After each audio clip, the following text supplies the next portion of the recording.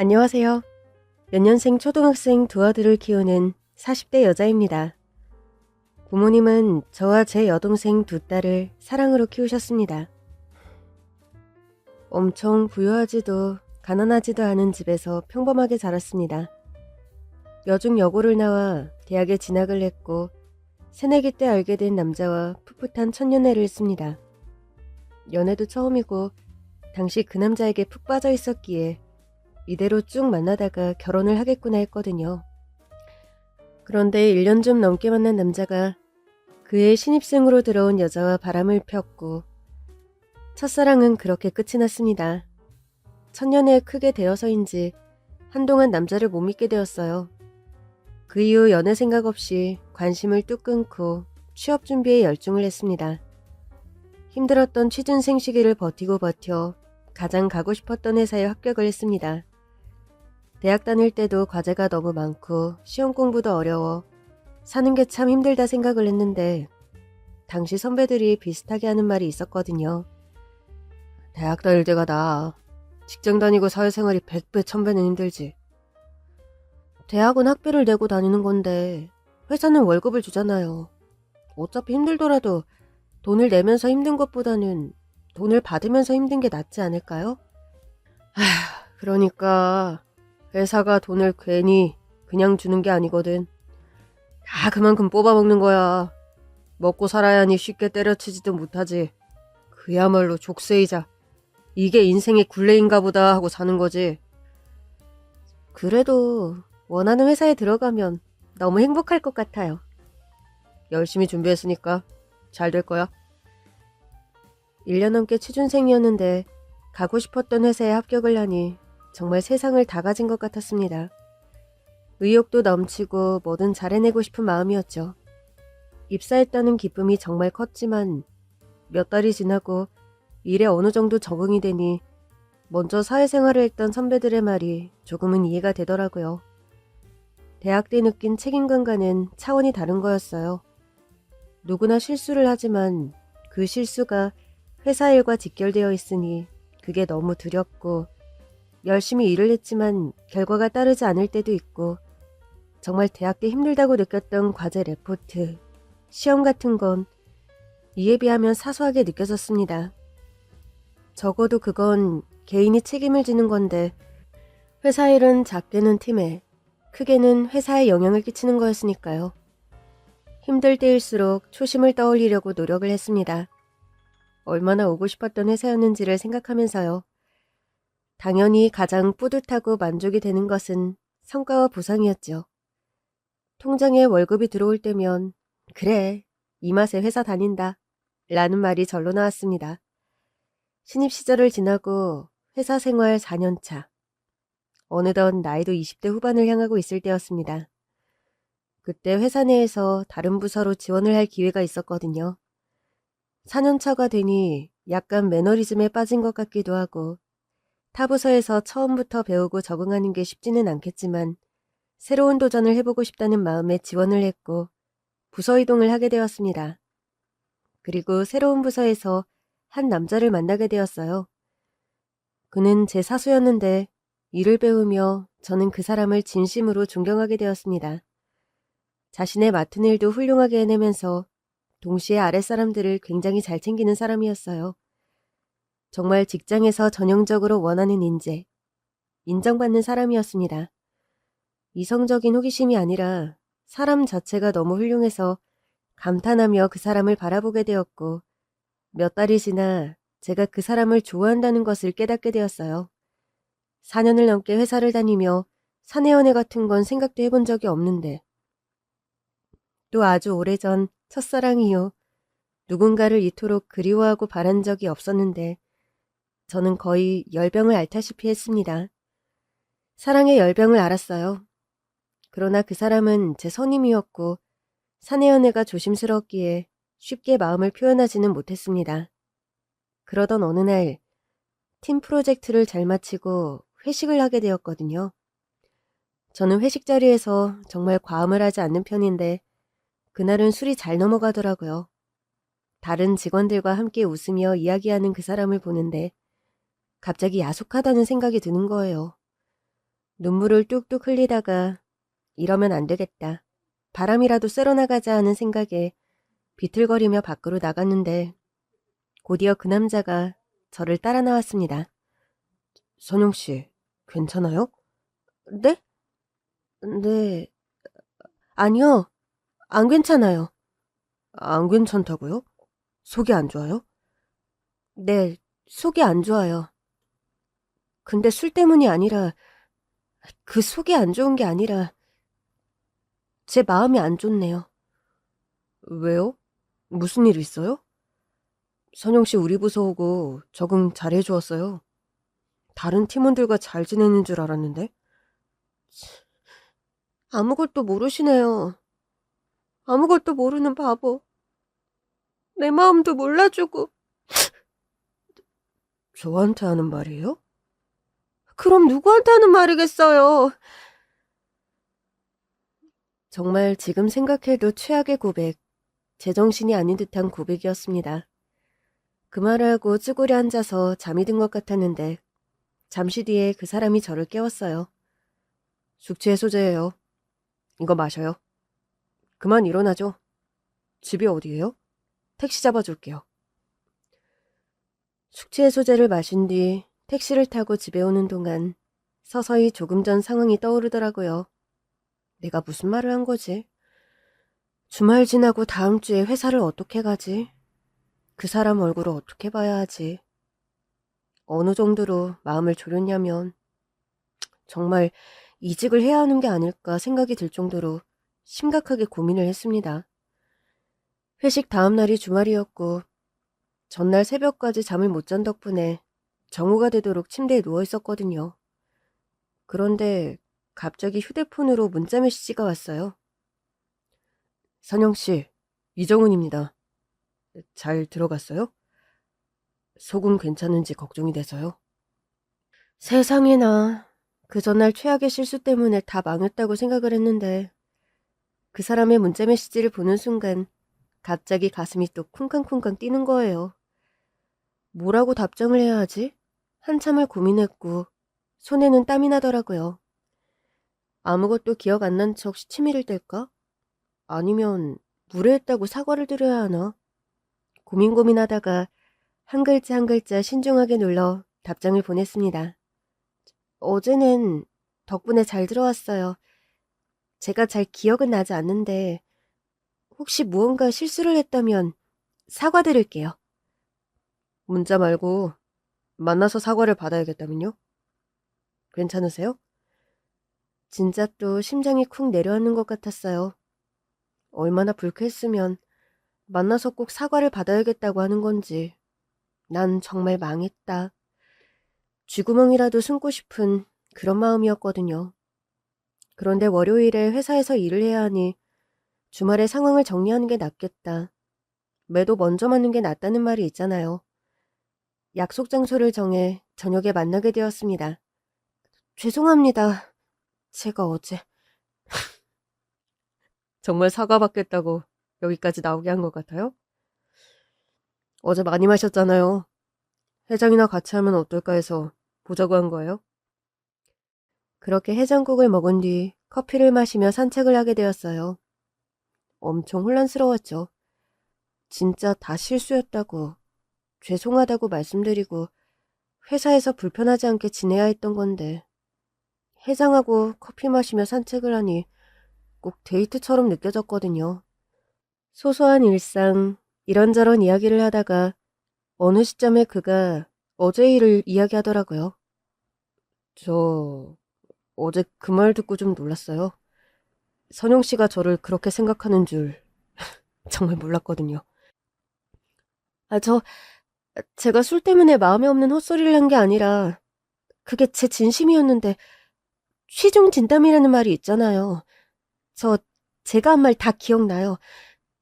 제 마음 표현을 했다기보다 말도 안 되게 원망하는 듯한 말을 해서 너무 당황하셨죠. 놀라셨죠. 표현이 서툴러 불쾌하셨다면 다시 한번 죄송합니다. 아, 제가 이런 쪽으로는 영 눈치가 없어서 선영 씨 말이 맞네요. 제가 바보예요. 어제 그 말 듣고 한참 그간의 일을 떠올려 봤는데 저는 그냥 선영 씨가 부서에 적응하려고 노력하는 걸로만 알았어요. 그냥 모두에게 친절하고 싹싹하니까요. 저한테 특별한 마음이 있는 줄은 정말 몰랐네요.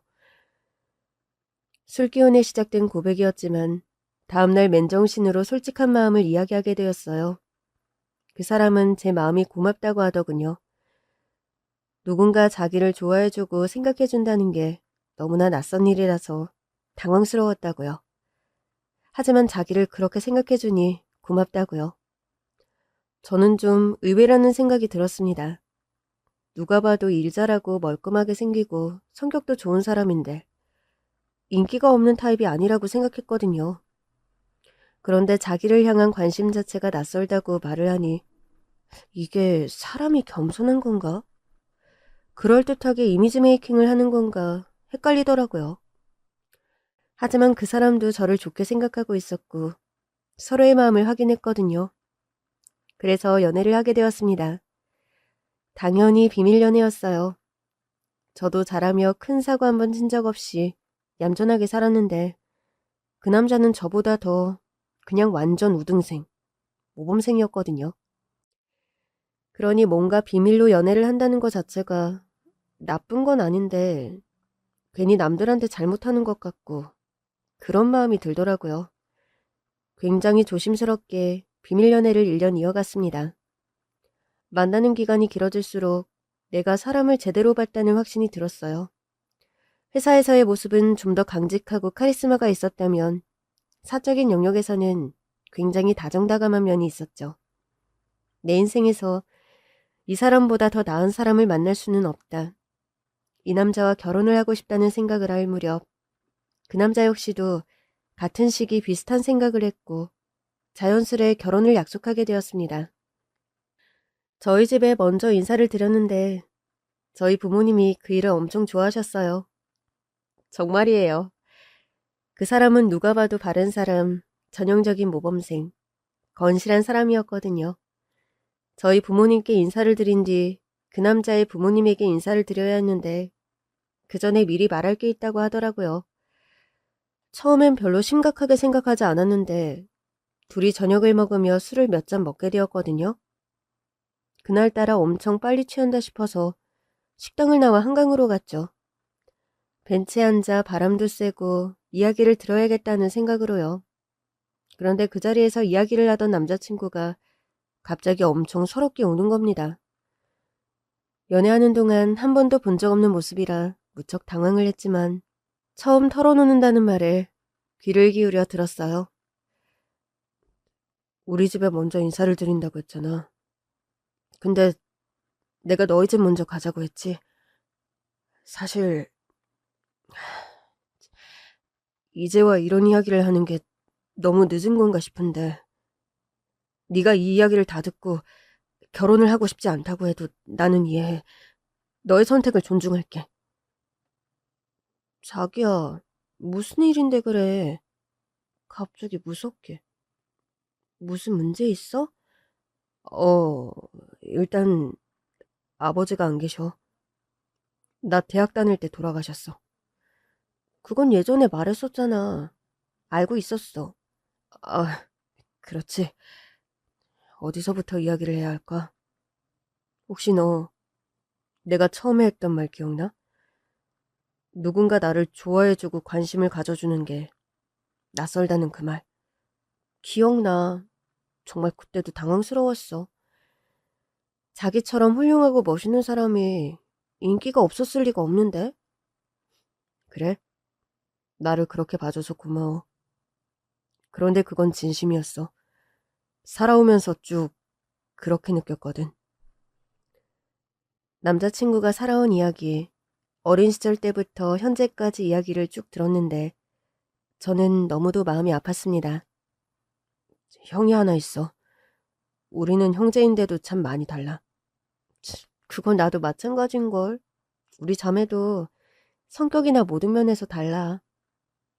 그냥 다르다는 차원이 아닌 것 같아. 어렸을 때부터 형은 말썽쟁이였어. 유치원 때부터 다른 아이들을 괴롭히고 그래서 문제가 있었고 초등학교 때도 마찬가지였지. 형보다 3살 어렸던 나는 늘 형 때문에 마음 졸이는 부모님의 눈치를 보며 자랐어. 중학교 때 형이 엄청 갖고 싶어 했던 운동화가 있었거든. 비싼 브랜드 운동화였는데 그걸 사주기에는 그달의 생활비 여유가 없었던 거야. 형은 같은 반 학생을 때리고 운동화를 빼앗았지. 그 학생의 부모님이 집으로 찾아왔어.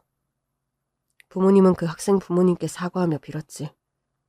경찰에 신고하거나 일이 커지지 않게 말이야. 나는 부모님이 머리를 조아리며 사과하는 모습이 충격이었어. 형도 그걸 봤거든. 형이 깨닫고 앞으로 달라질 거라고 생각했는데 바보 같은 기대였어. 그 주 주말에 어머니는 형을 데리고 백화점으로 갔어. 그리고 형이 갖고 싶다던 그 비싼 운동화를 사줬지. 운동화를 사줬으니 다시는 친구들 것을 빼앗지 말라고. 그때 형이 뭐라고 했는지 알아? 엄마가 진작에 사줬으면 이런 일 없었잖아. 결국 사줄 거면서 꼭 이렇게 더러운 꼴을 보고 사줘야겠어? 진짜 짜증나. 그렇게 말하더라. 엄마는 늦게 사줘서 미안하다며 오히려 형한테 미안하다고 말했지. 너무나 잘못되었구나. 형이 사고를 쳐도 부모님은 항상 형이 벌인 일을 수습해 주셨어. 나는 그런 형과 정반대로 자랐어. 중학교, 고등학교 때 반에서 1등을 놓친 적이 없었고 명문대에 들어가 대기업에 입사를 했지. 형과 달리 부모님을 속썩이지 말아야겠다는 생각. 그리고 사실 기대를 했는지 몰라. 형과 달리 착실히 내 할 일을 하는 나를 예뻐해 주시지 않을까 하고 말이야. 그런데 우리 부모님한테는 그게 당연한 거였나 봐. 물론 말씀을 하시기는 했어. 너라도 잘 자라주어서 다행이다. 그뿐이었지. 부모님 2분은 항상 제멋대로고 막 나가는 형의 눈치를 받고 그래도 장남이라며 장남이 잘 되어야 한다는 생각을 하셨어. 그리고 성인이 된 지금 형은 20살이 되어 대학에도 가지 않았어. 몇몇 군데 알바를 전전하다가 군대에 다녀왔고 제대한 뒤로는 자기 사업을 하겠다고 하더라. 치킨집, 호프집, 피자집. 부모님의 지원을 받아 시작한 가게들이었지. 사장님 소리 듣는 게 좋았나 봐. 그래. 그거라도 해서 자리를 잡고 잘 되었다면 좋았겠지만 형이 손댄 사업들은 하나같이 2년을 버티지 못하고 망하고 말았어. 아버지가 그쯤 돌아가셨는데 아마 아버지 돌아가시고 나온 보험금도 형의 사업 자금에 쓰였을 거야. 형은 그 사이에 결혼을 했어. 지금은 형수랑 같이 고깃집을 하고 있어. 조카도 태어났고 결혼하고 가장이 되었으니 형도 정신을 차리겠지. 잘 살겠지.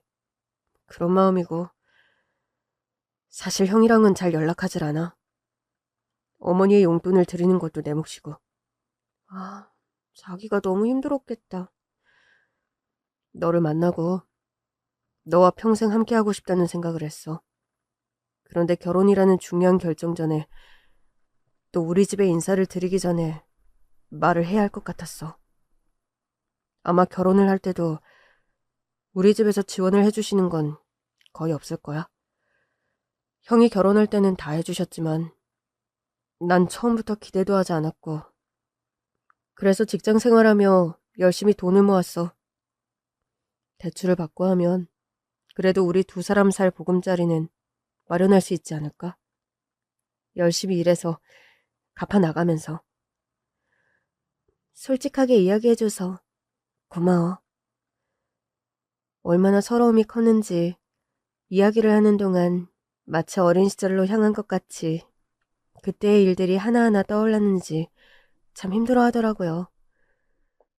이야기를 들어주고 그를 다독여준 뒤 집으로 왔습니다. 그리고 정말 현실적으로 고민을 했어요. 이 남자를 진심으로 사랑하고 평생 함께하고 싶은 사람인데 하지만 결혼이라는 거라면 어쩔 수 없이 가족으로 묶이게 되는 거고 남자친구의 말대로 그의 형이라는 사람이 계속 문제를 일으켜왔는데 엮이지 않고 사는 게 가능할까 고민이 되더라고요. 혼자 결정하기가 어려워 사실 부모님께 이야기를 하고 조언을 구했거든요. 아빠는 안타깝게 생각을 하며 고민을 했는데 엄마는 말리시더라고요. 좋은 사람인 건 알겠다. 그런데 결혼은 현실이야. 그가 좋은 사람인 게 오히려 이 문제에서는 맹점인 거 아니겠니? 차라리 이기적인 사람이었다면 온전히 자기 삶을 꾸리는데 집중했다면 좋았을 것 같은데. 천성이 착하고 가족을 생각하는 사람이라 그쪽 어머니나 형이 요구하는 걸 냉정하게 거절하지도 못할 것 같아. 그렇게 되면 계속 엮이게 되는 거지. 착한 성품이 오히려 수렁에서 벗어나지 못하게 한 거 아닐까? 그리고 결혼하면 네가 함께 감당해야 되는데 정말 괜찮겠니? 엄마의 말을 듣고 한참을 고민했어요. 그런데 그때는 그런 마음이 드는 거예요. 진정한 사랑이란 어떠한 상황에서도 상대방을 믿어주고 함께 걷는 거 아닐까? 그 사람의 집안 사정은 안타깝지만 거기서 그 사람은 잘못이 없다고 생각을 했거든요. 그리고 결혼을 하고 나면 중요한 문제는 부부 공동의 의사결정이 되니 어느 정도 선에서 제가 중재를 할 수 있다고 생각을 했죠. 부모님을 설득한 뒤 상견례를 하게 되었습니다. 저희 쪽에선 부모님과 저, 여동생, 그리고 남편 쪽에서는 시어머니와 형, 형수, 그리고 조카가 나왔어요. 남편이 말한 것과 달리 상견례 자리에서 인상이 크게 나빠 보이지 않았습니다. 오히려 예의 있게 행동을 했어요. 다만 경제적인 부분에 대한 지원은 사정이 좋지 않아 할 수가 없다고 말을 하시더군요. 그래도 남편이 대기업이고 직장 생활을 오래 했고 저 역시 같은 회사였기에 둘이 모은 돈과 대출을 받아 시작하는 걸로 이야기를 했습니다. 부모 지원도 없이 시작하는데 저는 그저 애들이 애들끼리 잘 살았으면 하는 바람입니다. 결혼을 하고 가정을 꾸리게 되면 또 아이가 태어나면 그 가정이 1순위가 되는 거잖아요. 저희 생각은 그렇습니다. 큰 참견 안 하고 애들끼리만 잘 살면 그걸로 충분하다고요. 아유, 그러시군요. 우리 아들이라 제 입으로 말하기 뭐하지만 우리 정은이는 정말 어릴 때부터 속 한 번 안 썩이고 제 할 일 잘하며 잘 자라왔어요. 워낙 스스로 알아서 하는 성격이니 잘 살 거라고 믿습니다. 정말 부모님의 도움 없이 온전히 저희 힘으로 시작한 결혼이었죠. 그리고 저는 결혼 전 남편에게 당부를 했어요. 자기가 오랜 기간 자기 가족을 위해 헌신한 거 잘 알아. 그런데 우리 엄마 말씀대로 이제 내가 자기 가족이야. 나는 자기가 마음 괴로워하지 않고 행복했으면 좋겠어. 그러니까 우리 정말 잘 살자? 무슨 말인지 알아. 다행히 그래도 지금 상황이 괜찮은 것 같아. 형이 지금까지 열었던 가게 중에서 제일 오래 버티고 있고 그런 문제로 엮이거나 자기 곤란하게 하지 않을게. 나랑 함께 하겠다고 결심해주고 결혼해줘서 고마워. 저희는 아이를 좀 천천히 갖기로 했어요. 신혼생활도 좀 즐기고 또 회사 생활을 하며 열심히 버는 것. 나중에 아이가 태어나고 하면 언젠가 내 집을 마련하는 것. 그것을 최우선의 목표로 삼았습니다. 그런데 역시 상황이라는 것은 사실 언제든 변할 수 있는 거잖아요. 시댁에는 정말 딱 명절 때만 가서 인사를 드리고 별다른 교류가 없었거든요. 그런데 어느 날 시어머님의 건강이 안 좋아졌어요. 심각한 병은 아니었지만 수술하고 나서 회복하기까지 어느 정도 간병이 필요했었죠. 그 문제로 남편이 저에게 상의를 했는데 저는 간병인을 고용하는 걸 생각했거든요. 그런데 그때 아주버님이 남편에게 연락을 해서 이야기를 하더라고요. 정은아 잘 살고 있지? 너야 따박따박 월급 나오는 회사 다니니 무슨 걱정이 있겠냐? 다른 게 아니고 엄마 때문에 연락했어. 형, 안 그래도 나도 이야기하려고 했는데 와이프가 당분간 어머니 혼자 생활하시기는 힘드니 간병인을 쓰는 게 어떻겠냐고 하는데 나도 괜찮은 것 같거든? 형 생각은 어때? 나도 네 형수랑 이야기했다. 형수가 그러더라. 어떻게 어머니를 남의 손에 맡길 수가 있냐고? 네 형수가 참 마음 하나는 고마운 사람이지. 그래서 엄마 건강 회복하실 때까지 우리 집에서 모시려고. 뭐? 형 집에서 엄마를 모신다고? 내가 장남인데 그 정도는 해야지. 이런 경우 아주 마누라들이 질색을 한다고 하던데 네 형수가 선뜻 이야기를 해주니 얼마나 고마운 일이냐? 나도 이 기회에 효도 좀 해야지. 우리 집에서 모신다고 하니까 엄마가 엄청 좋아하시던데? 그래? 정말 괜찮을까? 형수님도 힘드실 텐데. 괜찮다니까. 참, 중요한 걸 말 안 했네. 엄마를 언제까지 모시고 살게 될진 모르겠지만 장남인 내가 엄마 모시는 만큼 엄마 재산은 우리가 물려받아야 할 것 같아. 나중에 괜히 딴소리 한다는 말 듣기 싫으니까 명확하게 말할게. 동의하지? 그래. 근데 지금 그런 거 논의할 때는 아닌 것 같아. 엄마 건강 회복이 중요하지. 야, 너는 왜 사람을 이상한 사람을 만드냐? 꼭 내가 엄마 재산 때문에 엄마 모시겠다는 것처럼. 진짜 사람을 참 좀스럽게 본다니까. 이래서 내가 너한테 정이 안 가는 거야. 내 동생이지만 네가 마음속으로 나를 형처럼 생각 안 하는 거 나도 다 알거든? 그래도 어쩌냐. 돌아가신 아버지 그리고 엄마한테는 무엇과도 바꿀 수 없는 장남인데. 야, 솔직히 엄마 안 모셔도 나중에 상황은 크게 달라지지도 않아. 너야 무슨 걱정이야. 꼬박꼬박 월급 나오는데. 내가 사업을 하니까 다 자금이 필요한 건데 그걸 엄마가 모르냐? 그저 엄마 소원은 장남 잘 되기를 바라는 거 그거 하나거든. 아무튼 그렇게 알고 있어라. 남편의 통화 내용을 들었는데 그냥 답답하더라고요. 사실 남편은 애초에 뭘 물려받는다거나 하는 기대 같은 게 없었습니다. 지금까지 부모님 도움 하나 없이 스스로 살아왔으니까요. 그리고 아주버님은 항상 부모님이 수습과 지원을 해줬으니까요. 그런데 정말 어머님이 편찮으신 와중에 불쑥 우리가 모시니 나중에라도 어머님 재산은 다 우리 거다라고 그 말을 굳이 하시는 게 좀 매정하다고 생각을 했죠. 남편이 어머님과 통화를 했는데 어머님이 엄청 좋아하시더라고요. 그래도 이 늙은 엄마 생각해주는 것은 우리 아들뿐이다. 네 형이랑 형수가 집에서 모신다고 하는데 엄마는 참 마음이 감동스럽지 뭐니. 아들 며느리 번거롭지 않게 얼른 회복해야지. 네 형 참 듬직하지 않니? 내 걱정은 말아라. 그리고 나서 딱 한 달이 지났습니다. 갑자기 아주버님이 남편을 급히 호출했어요.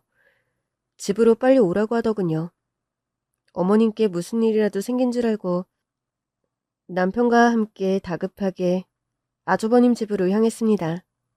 갔는데 형님이 아주 난리더라고요. 서방님, 동서, 어머님 모시러 온 거 맞죠? 어머님 모시고 갈 거죠? 네? 형수님, 오늘 급히 오라고 한 게...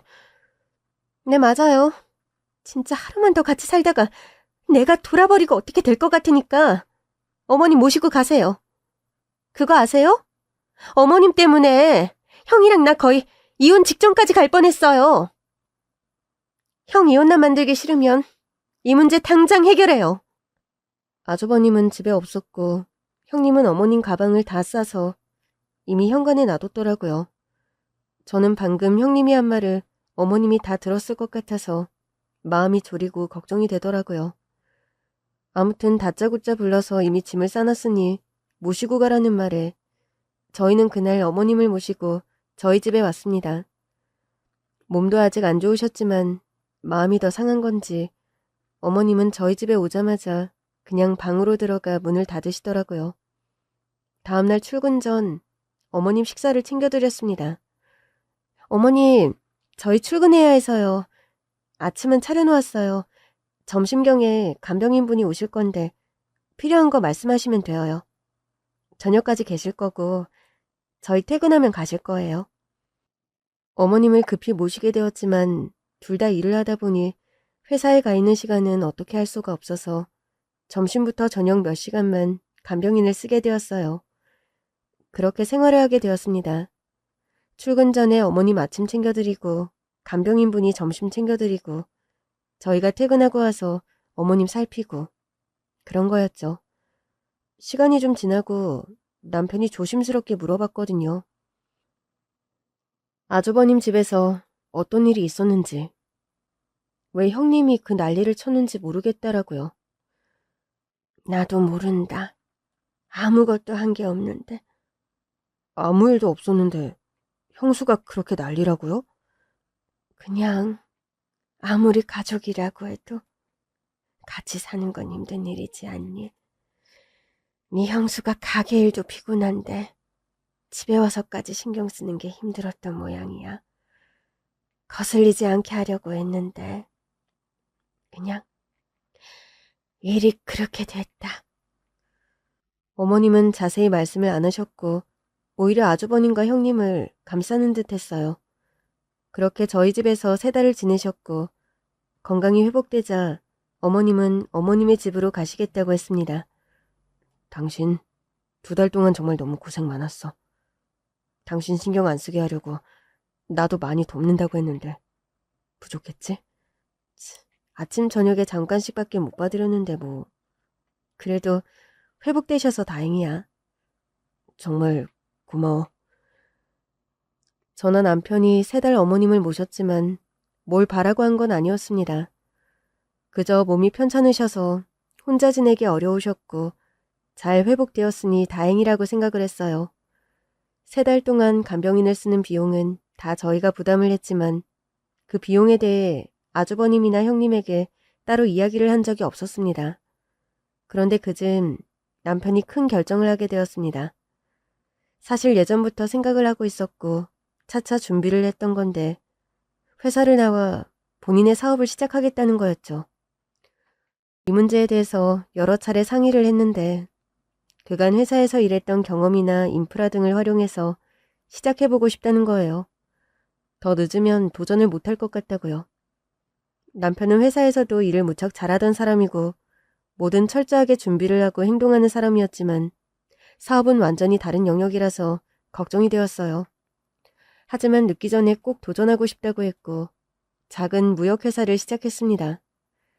초창기에 고생을 많이 했지만 2년이 지나 점차 안정이 되기 시작했어요.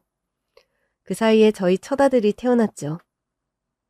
남편 사업이 안정화되었을 때 아이가 태어난 게 무척 다행이었고 저는 회사를 휴직하고 육아에 전념을 하게 되었습니다. 아이가 태어나고 시어머니께서 연락이 와서는 손주를 보고 싶다고 하시더라고요. 그래서 남편과 함께 아들을 데리고 어머님 댁으로 갔습니다.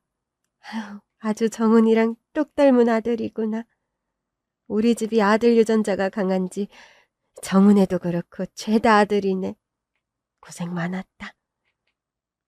네, 어머님. 그래, 그러면 회사는 쉬고 있는 거지? 네, 당분간은 육아에 집중하려고요. 당분간 정은이 혼자 버는 걸로 괜찮니? 그래도 대기업이라 월급은 많이 나오지? 네, 괜찮아요. 사실 남편은 회사를 그만두고 사업 시작했다는 이야기를 어머님 그리고 아주버님께 이야기를 하지 않았어요. 사업 자금이며 그런 것도 대출이었고 도움받은 것도 아니었을 뿐더러 괜한 걱정을 끼치기 싫다며 말을 안 했죠.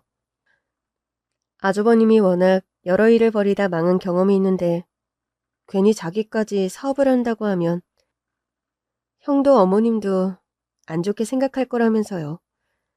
그렇게 시댁에서 저희 아들을 보며 시간을 보내고 있는데 갑자기 초인종 소리가 울렸습니다. 누가 또 왔나? 제가 나가볼게요. 남편이 문을 열었는데 뜻밖에도 아주버님이 현관문 앞에 서 있었습니다. 형, 웬일이야? 오늘 오기로 했었어? 그러는 너야말로 웬일이냐? 우리 아들. 엄마가 손주 보고 싶다고 하셔서. 아, 아들 낳았다고 했었지? 아, 그래. 일단 좀 급하니까 비켜봐라. 정우야, 어떻게 연락도 없이 왔냐? 혼자 온 거야? 아주버님은 오자마자 곧장 어머님께로 가서 이야기를 하더라고요. 아, 엄마 나 급해요. 뭐가? 무슨 일이 있어? 아이, 급하다고요. 돈 필요해요. 돈? 아니, 무슨 돈이. 망했어요. 문 닫았어요, 가게. 아니, 잘 되는 것 같더니 어떡해. 망했다고 말했는데 뭘 자꾸 물어요. 엄마, 적금 들어놨던 거 아직 있죠? 급한 대로 그거부터 우선 빌려줘요. 엄마가 당장 돈 구해오래요. 아니면 다 끝이라고 난리예요. 적금 그거 만기되려면 멀었는데. 어쩔 수 없잖아요. 당장 필요한데. 저랑 같이 은행 가서 빨리 해약하고 저 주세요. 그래, 그럼 계획은 있냐? 그 돈 주면 뭐 하려고? 제가 알아서 해요. 이번엔 진짜 대박 나는 거 있어요. 진작에 이걸 했었어야 했는데. 좀 천천히 생각을 해보자. 이 적금 지금 깨기도 아깝고. 아니, 없는 것도 아니고 있는 거 달라는데 왜 이렇게 말이 많으세요? 엄마, 아직도 나 몰라요? 있을 때 주면 더 큰일 안 생기잖아요. 안 사준다 안 준다 그렇게 버텨서 언제 좋은 걸 본 적 있어요? 진짜 나 어떻게 되는 거 보고 싶어서 그래요? 또다시 망하고 시댁에 찾아와 시어머님께 사업자금을 내놓으라고 말하는 아주버님. 그리고 아주버님이 한 그 마지막 말에 이성을 잃은 남편이 아주버니 아구창을 날렸습니다. 하지만 시어머님이 아주버니 편을 듣는데 뭐 하는 거야? 어딜 감히 우리 장남한테 손을 대! 어이없는 남편이 눈물을 흘리며 현관문을 나오는 순간 시모와 아주버니 인생이 개차반이 되었습니다. 어머님이 아주버님 편을 들며 남편의 등을 막 때리며 우셨어요. 형한테 뭐 하는 거야? 네가 장남을 그리 무시하니까 이런 거잖아. 너만 잘났고 너만 똑똑하지? 어디 감히 형한테 주먹을 휘둘러? 당장 형한테 빌지 못해? 그만하세요. 어머니 그만하세요. 당장이라도 남편을 가만 안 둘 듯이 노려보는 아주버님. 남편은 거의 영혼이 나간 표정으로 어머님의 얼굴을 한동안 바라봤고 저는 아들을 데리고 서둘러 남편과 함께 시댁을 빠져나왔습니다. 집으로 돌아오는 길 남편은 한참 동안 말이 없더라고요. 이런 모습 보여서 미안해. 여보, 괜찮아? 정말 사람은 변하지를 않나 봐. 어떻게 사람이 이럴 수가 있을까? 엄마 지난번에 편찮을 때 한 달 버티고 남을 나라 내뺀 형수랑 형. 그 다음에 우리가 엄마 모셨었잖아. 그동안 나도 사업한다고 바쁘고 형이랑 연락 자주 안 했지만 그냥 별말이 없길래 잘 버티고 있나 보다 했거든. 그런데 이번에도 또 역시 말아먹었네. 그리고 나서 찾는 게 엄마지. 뭐 맡겨놓은 사람처럼 너무 당당하게 말이야. 적금. 그거 엄마한테 남은 돈 전부일 텐데 완전 협박이잖아. 안 내놓으면 어떻게 될지 모르냐면서 중학교 때 그 신발 사준 거랑 똑같아. 형은 어떻게든 원하는 걸 가져야 직성이 풀리는 사람인데 엄마 아버지는 거절을 할 줄 모르는 사람들이고 결국에는 형은 원하는 걸 엄마 아버지한테 얻어내고야 말았지. 내가 아까는 정말 이성을 잃었던 것 같아. 형이 그 말을 하는데 나도 모르게. 그런데 더 상처는 내가 더 충격을 받은 건 엄마 때문이야. 그 상황 그 지경에서도 형 편을 들면서 그 모습에 진짜 뭐라고 할 말이 없더라.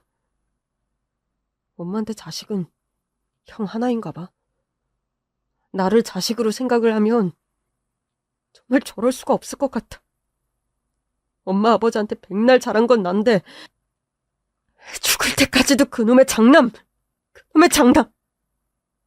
그렇게 퍼주고 감싼 만큼 대우라도 받고 사냔 말이야.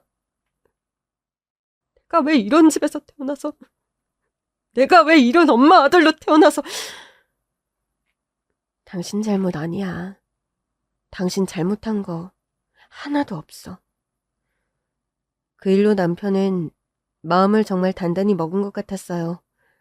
며칠 뒤에 그러더라고요.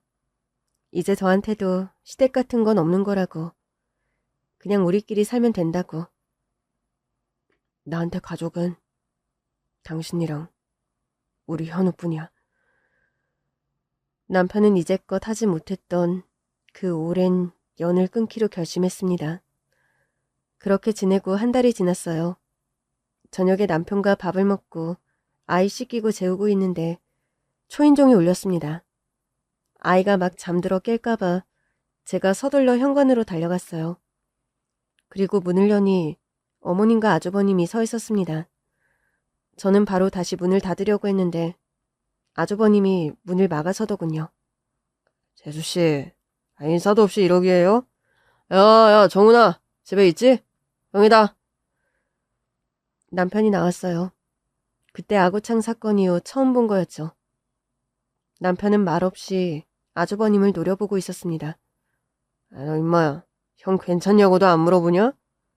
네가 아주 아나무인격의 행동을 하는데도 내가 조용히 넘어가 줬잖아. 여긴 왜 왔어? 할 말 없으니 가주면 좋겠어. 다시 찾아오지도 말고. 예, 정훈아.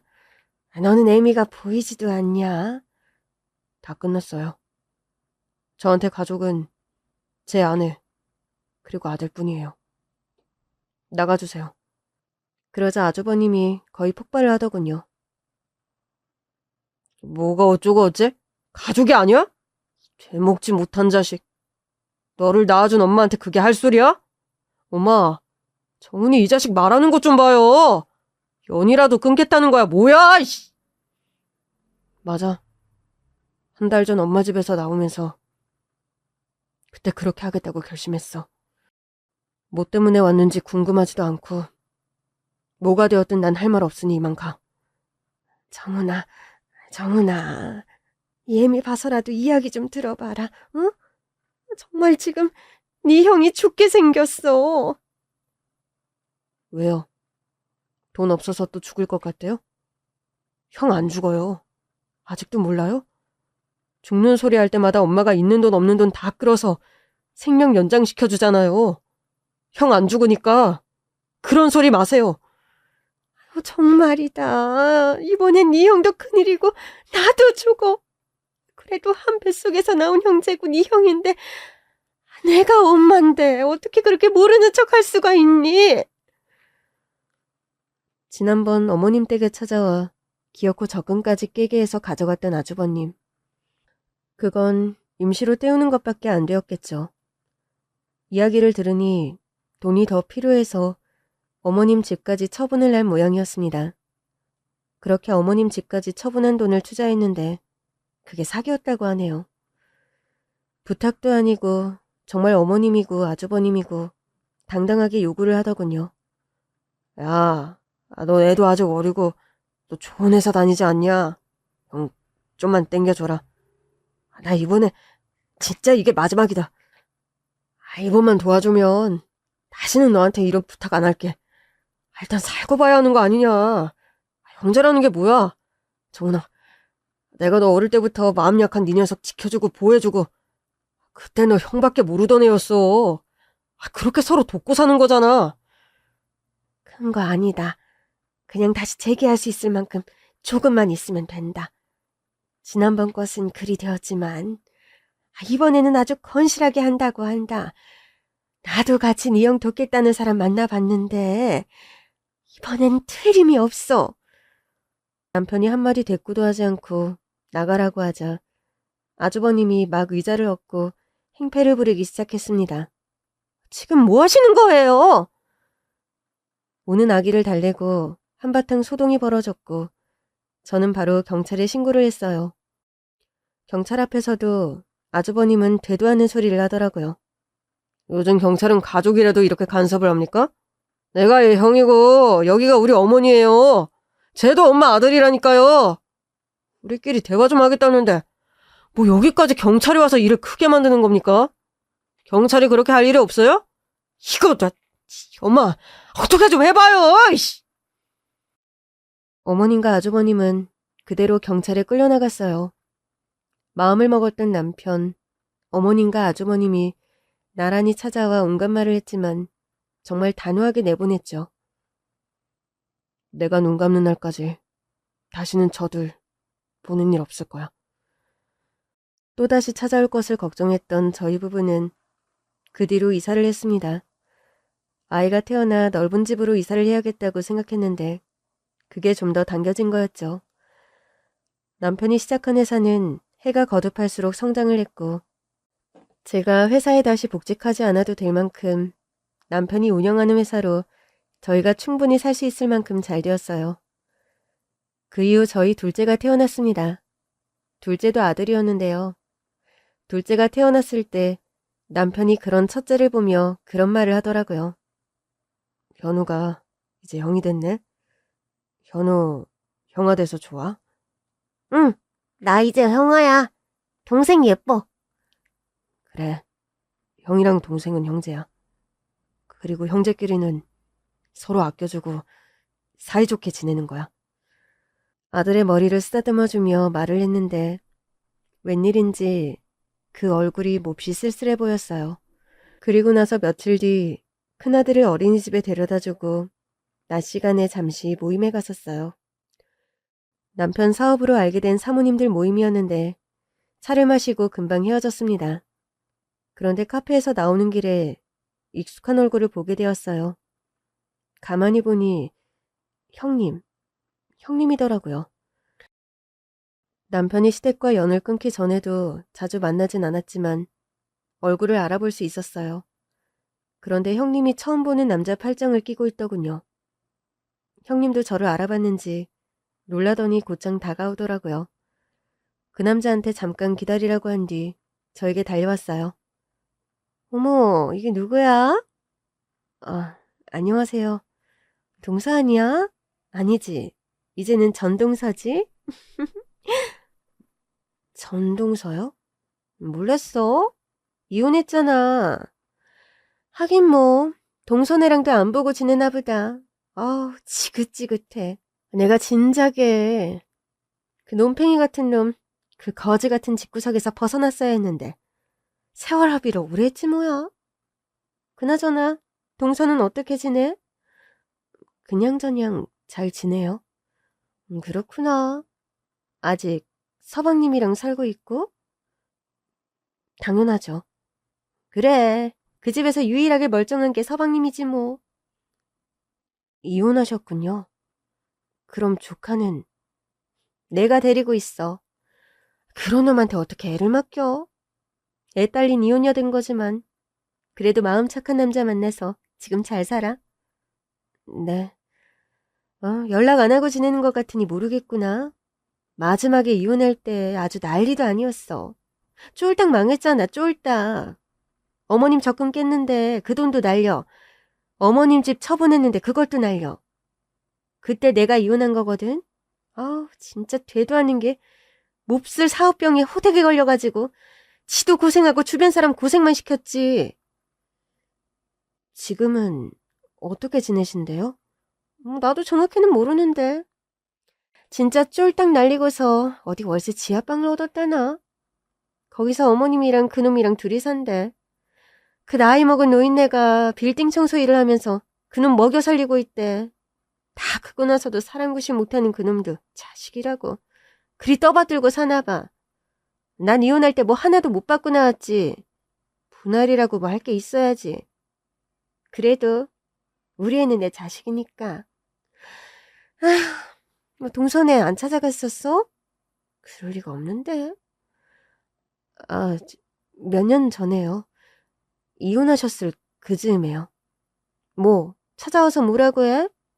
돈 달라고 그러지? 도와달라고. 네. 해준 거 아니지? 그거 한 번 들어주면 끝이 없어요. 사업병 걸린 데는 약도 없다니까. 그렇게 말아먹고도 자꾸 뭘 하겠대. 저희는 멀리 이사를 가서요. 잘했네. 아주 그냥 상종을 말아야 해. 아무튼 반가웠어. 그래도 전 시댁 식구라고 길에서 보니 괜히 반갑네. 아무튼 나는 우리 남편이 기다려서 이만. 우연한 만남에서 생각지도 못하게 어머님과 아주버님의 근황을 듣고 말았죠. 형님도 그리 좋은 사람은 아니었는데 어쨌거나 더 못 버티고 이혼을 한 것 같았고 완전 떠나서 새롭게 살고 있는 것 같더라고요. 오늘 형님을 만난 걸 남편에게 말을 해야 하나 고민을 했지만 결국 말을 하지 않았습니다. 정말 그 마지막 저희 집에 와서 행패를 부린 뒤로 한 번도 본 적 없고 연락도 하지 않고 지내거든요. 남편도 그리 생각하고 이제 안정적으로 잘 지내고 있는데 괜스레 마음을 흔들기 싫어서 또 그이가 힘들어할까봐 말을 하지 않았습니다. 그 지경이 되어도 어머님은 아주버님과 함께 지내며 청소 일을 하며 아주버님 먹여 살리고 있다는 걸 듣고 나니 정말 그냥 답이 없는 거더라고요. 곧 죽어도 장남, 큰아들 하는 어머님의 업보인 게 아닐까요? 가족의 연을 끊는다는 게 쉬운 일은 아니지만 또 그렇게 하지 않으려 부단히도 노력을 했지만 세상에는 그렇게 될 수밖에 없는 일도 있다는 것. 저희 남편을 생각하며 그이가 더 이상은 상처받지 않았으면 하는 마음입니다. 남편에게는 저와 우리 아이들이 있고 우리가 가족이니까요. 그리고 아주 당연한 이야기지만 저희 부부는 우리 두 아들을 형제간에 우애 좋게 어느 누구 하나 더 예뻐하고 덜 예뻐하는 일 없이 사랑으로 키우고 있습니다.